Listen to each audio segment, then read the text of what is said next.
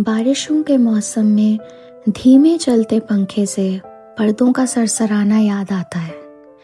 मुझे वो घर याद आता है। सुबह किसी अलार्म से नहीं, सब्जी वाले की हुंकार से उठना याद आता है। मुझे वो घर याद आता है।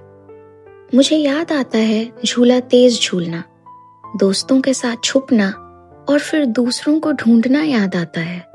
मुझे वो घर याद आता है। दादी की परौंठी में मक्खन ही ज्यादा था या प्यार, ये सोचना याद आता है। मम्मी ने एक शाम कुछ टेस्टी खिलाओ सुनकर गरम मट्ठियाँ और गुजिया बनाकर मर्तबान भर दिए थे, ये याद आता है। मुझे वो घर याद आता है। क्लासरूम की गर्मी में थक कर सो जाने का मन करता था। घर के ठंडे कूलर के सामने घंटों खड़े रहना याद आता है। यूं तो इतनी खास, इतनी नायाब चीजें देख ली हैं मैंने, मगर जब याद आता है ऐसा कुछ आम ही याद आता है। मुझे वो घर याद आता है।